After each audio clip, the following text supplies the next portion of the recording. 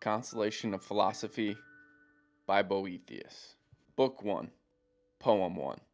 I, who once wrote songs with keen delight, am now by sorrow driven to take up melancholy measures. Wounded muses, tell me what I must write. And elegiac verses bathe my face with real tears. Not even terror could drive from me these faithful companions of my long journey, poetry, which was once the glory of my happy and flourishing youth, is still my comfort in this misery of my old age. Old age has come too soon with its evils, and sorrow has commanded me to enter the age which is hers. My hair is prematurely gray, and slack skin shakes on my exhausted body. Death, happy to man when she does not intrude in the sweet years, but comes when often called in sorrow, turns a deft ear to the wretched and cruelly refuses to close weeping eyes. The sad hour that has nearly drowned me came just at the time that faithless fortune favored me with her worthless gifts. Now that she has clouded her deceitful face, my accursed life seems to go on endlessly. My friends, why did you so often think me happy? Any man who has fallen never stood securely. Prose 1. While I silently pondered these things and decided to write down my wretched complaint, there appeared standing above me a woman of majestic countenance, whose flashing eyes seemed wise beyond the ordinary wisdom of men. Her color was bright, suggesting boundless vigor, and yet she seemed so old that she could not be thought of as belonging to our age. Her height seemed to vary. Sometimes she seemed of ordinary human stature. Then again her head seemed to touch the top of the heavens. And when she raised herself to her full height, she penetrated heaven itself, beyond the vision of human eyes. Her clothing was made of the most delicate threads, and by the most exquisite workmanship. It had, as she afterwards told me, been woven by her own hands into an everlasting fabric. Her clothes had been darkened in color somewhat by neglect in the passage of time, as happens to pictures exposed to smoke. At the lower edge of her robe was woven a Greek pi, and at the top the letter theta, and between them were seen clearly marked stages like stairs ascending from the lowest level to the highest. This robe had been torn, however, by the hands of violent men, who had ripped away what they could. In her right hand the woman held certain books, in her left hand a scepter. When she saw the muses of poetry standing beside my bed and consoling me with their words, she was momentarily upset and glared at them with burning eyes. "Who let these whores from the theater come to the bedside of this sick man?" she said. "They cannot offer medicine for his sorrows. They will nourish him only with their sweet poison. They kill the fruitful harvest of reason with the sterile thorns of the passions. They do not liberate the minds of men from disease, but merely accustom them to it. I would find it easier to bear if your flattery had, as it usually does, seduced some ordinary dull-witted man. In that case, it would have been no concern of mine.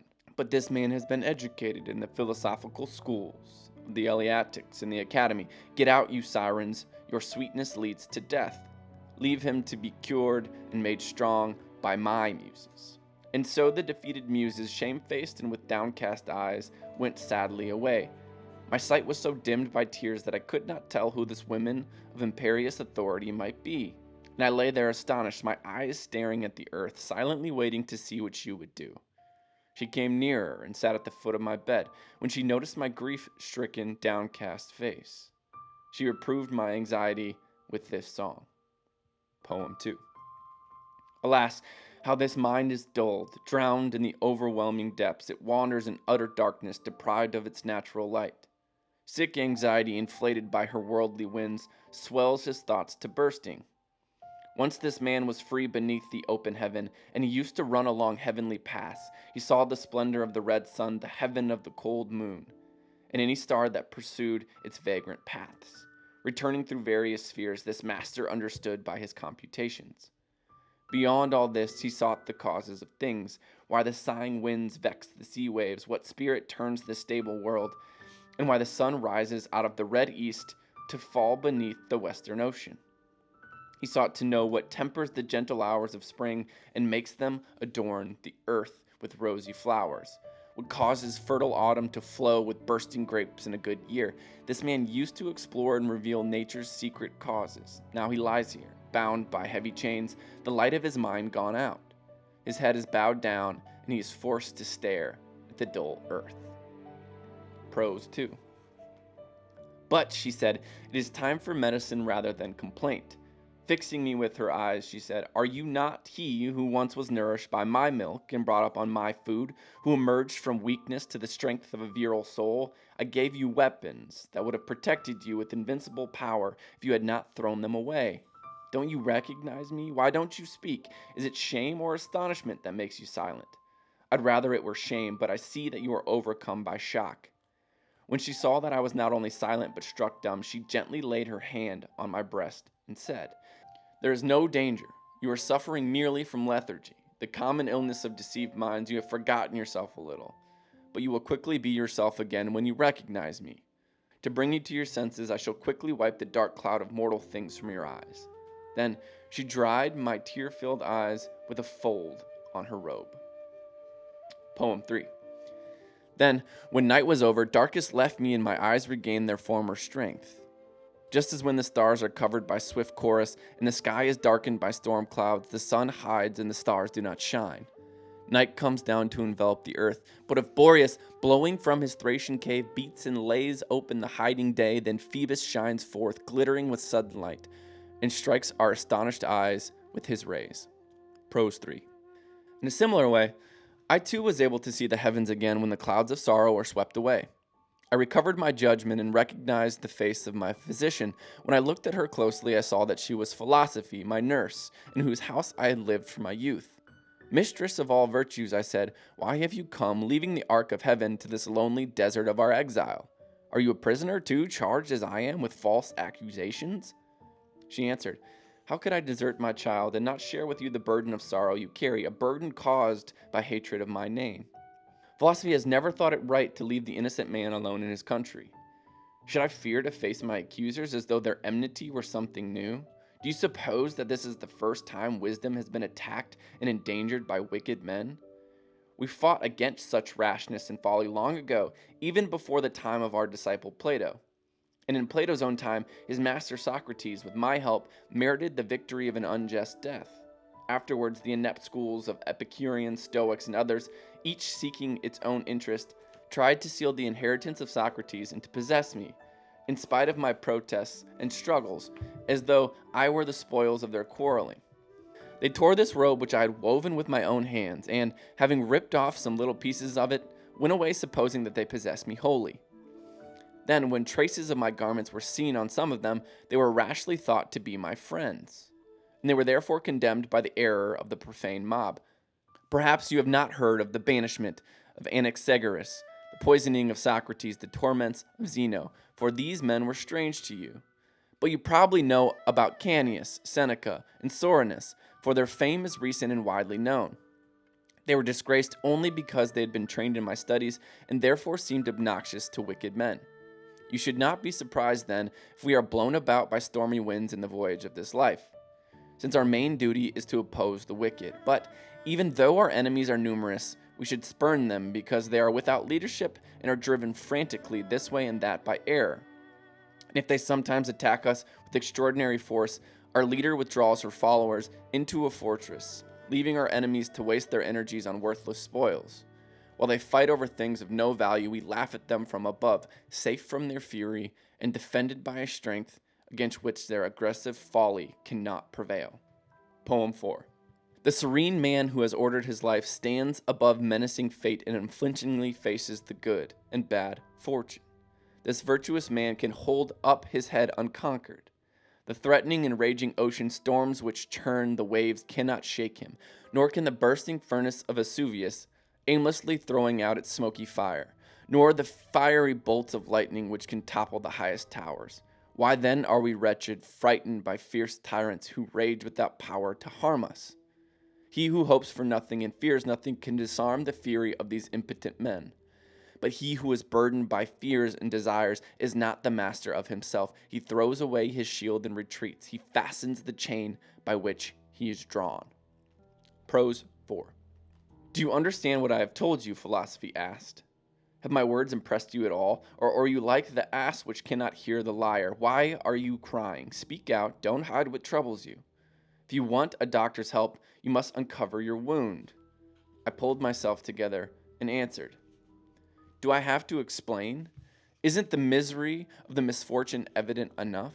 I should think this place alone would make you pity me. Compare this prison with my library at home, which you choose as your own, and in which you often discussed with me the knowledge of human and divine things. Did I look like this? Was I dressed this way when I studied nature's mysteries with you? When you mapped the courses of the stars for me with your geometer's rod? When you formed my moral standards and my whole view of life according to the norm of heavenly order? Are these miseries the rewards your servants should expect? You yourself proposed the course I have followed when you made Plato say that civil governments would be good if wise men were appointed rulers, or if those appointed to rule would study wisdom. Further, you decreed in the words of the same philosopher that government of the commonwealth ought to be in the hands of wise men, that if it should be left to the unscrupulous and wicked men, they would bring about ruin of the good. On this authority, I decided to apply to public administration the principles I had learned privately from you. You, and God who gave you to the minds of wise men, know that I became a magistrate only because of the unanimous wish of all good men. For these reasons, I have become involved in grave and hopeless trouble with dishonest men. And, as always happens to the administrator of independent conscience, I have had to be willing to make powerful enemies in the interest of safeguarding justice. I have often opposed the greed of Conagastus and his swindling of the poor. I have condemned the crimes of Trigila, provost of the king's house, both in their beginnings and after they had been committed. At grave risk to my position, I have protected the weak from lies and the avarice of cruel men in power. No man ever corrupted my administration of justice. I was as depressed as those who suffered the losses when I saw the wealth of our citizens dissipated either by private fraud or oppressive taxation. At the time of severe famine, when prices were set so exorbitantly high that the province of Campania seemed about to starve, I carried on the people's fight against the praetorian prefect himself, and with the king's approval I won. The fixed prices were not enforced. I saved Paulinus, the former consul, from the howling dogs of the court who hoped to devour his health. In order to save Albinus, another former consul, from unjust punishment, I risked the hatred of the accuser, Cyprian. One would think I had stirred up enough opposition, but I ought to have been defended by others, especially since, through devotion to justice, I had given up the favor of the courtiers, who might have saved me. But who were the accusers who overthrew me? One of them was Basil, who had earlier been expelled from the king's service and was now forced by his own debts to testify against me. My other accusers were Opilio and Gaudentius, also men banished by royal decree for their corrupt practices. They tried to avoid exile by taking sanctuary, but when the king heard of it, he decreed that if they did not leave Ravenna by a certain day, they should be branded on the forehead and forcibly expelled. How could the king's judgment have been more severe? And yet on that very day their testimony against me was accepted. Why should this have happened? Did I deserve it? Did their criminal records make them just accusers? Fortune ought to have been shamed, if not by the innocent of the accused, then at least by the villainy of the accusers. Finally, what am I accused of? They say I desired the safety of the Senate, but how? I am convicted of having hindered their accuser from giving evidence that the Senate is guilty of treason. What is your judgment, my teacher? Shall I deny my charge in order to avoid shaming you? But I did desire to protect the Senate, and I always will. And how can I confess, since I had already stopped hindering their accuser? Shall I consider it a crime to have supported the integrity of the Senate? Is it true that the Senate itself, by its decree against me, has made my position a crime? But folly, driven by self-deception, cannot change the merits of the case. Nor following the rule of Socrates can I think it right either to hide the truth or concede a lie. I leave it to you, and to the judgment of the wise, whether my course of action is right. I have put this in writing so that posterity may know the truth and have record of these events. Why should I even mention the spurious letters in which I am charged with having hoped for Roman liberty? That fraud would have been exposed had I been permitted to use the confession of my accusers, the strongest evidence in any case. But there is now no hope for freedom of any kind. I only wish there were. I should have answered in words of Canius, when Gaius Caesar, son of Germanicus, accused Canius of having known of a conspiracy against him. If I had known of it, Canius said, you would never have known. But I am not so discouraged by what has happened to me that I complain now of the attacks of wicked men against virtue. The reason for my surprise is that they have accomplished what they set out to do.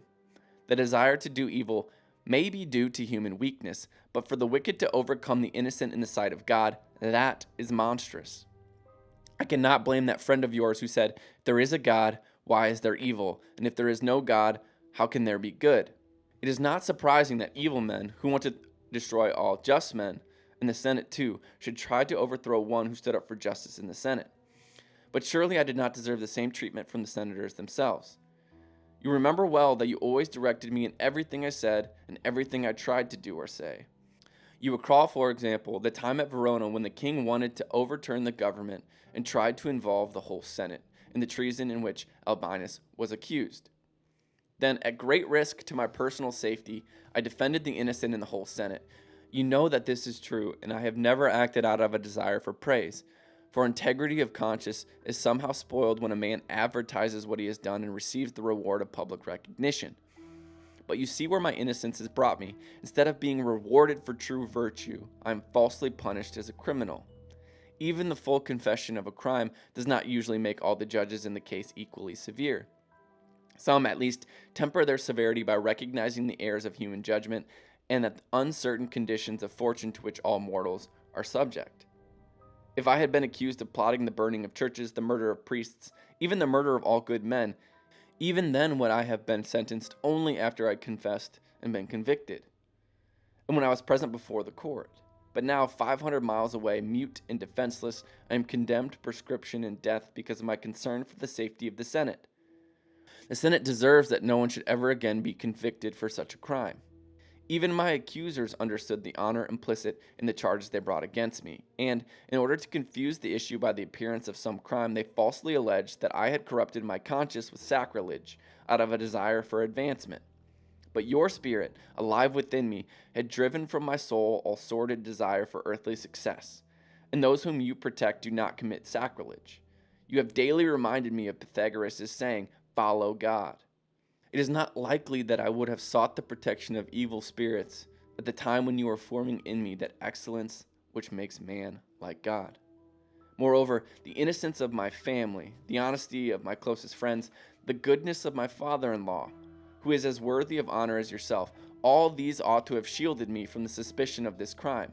But the worst is that my enemies readily believe that wisdom itself is capable of the crime of ambition, and so they associate me with such misconduct, because I am imbued with your knowledge and endowed with your virtues. So my reverence for you is no help. Their hatred of me leads them to dishonor you. Finally, and this is the last straw, the judgment of most people is based not on the merits of a case, but on the fortune of its outcome. They think that only things which turn out happily are good. As a result, the first thing an unfortunate man loses is his good reputation. I cannot bear to think of the rumors and various opinions that are now going around.